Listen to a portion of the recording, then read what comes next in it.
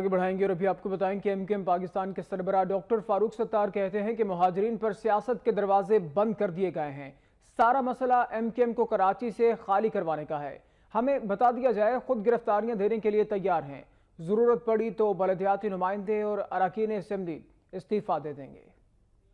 کے عارضی مرکز پر نیوز کانفرنس کرتے ہوئے فاروق ستار نے کہا کہ لندن سے قطع تعلق کے باوجود ان کی حب الوطنی پر شک کیا جا رہا ہے۔ اسٹیبلشمنٹ انہیں لندن سے جوڑ کر رکھنا چاہتی ہے۔ سارے مہاجروں پر سیاست کے دروازے بند کر دیے گئے ہیں۔ انہوں نے سوال اٹھایا کہ غیر مطلوب رہنما اور کارکن اچانک مطلوب کیسے ہو جاتے ہیں۔ جو لوگ مطلوب نہیں ہیں کل تک، وہ آج کیسے اور کیوں کر مطلوب ہو جاتے ہیں، یہ معمہ اب حل ہونا چاہیے۔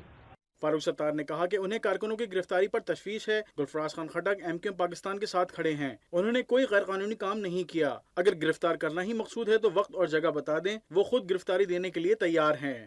آج رابطہ کمیٹی کے گلفراز خٹک کو گرفتار کیا گیا تو مجھے وقت بتایا جائے، تاریخ بتائی جائے اور جگہ بتائی جائے۔ میں 1950 لوگوں کو جو مطلوب ہے ایف آئی آر میں ان سب کو لے کر سندھ ہائی کورٹ اگر وہ جگہ طے کی جائے۔ میرا یہ مطالبہ ڈی جی رینجر سے بھی ہے، جنرل بلال اکبر صاحب سے۔ میرا یہ مطالبہ جناب مراد علی شاہ صاحب سے بھی ہے۔ فاروق ستار نے کہا کہ ہمارے پاس استعفے دینے کا آپشن موجود ہے۔ ہمیں جب گراؤنڈ پر ضرورت ہوگی تو ہمارے ارکان اسمبلی اور بلدیاتی نمائندے بھی استعفے دے دیں گے۔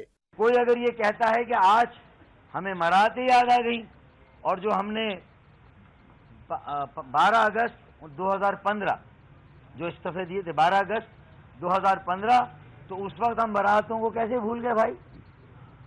اس وقت بھی تو استعفے دینے کا آپشن کھلا ہے، لیکن ہم ایم کیو ایم پاکستان اپنی ضرورت کے تحت دے گی۔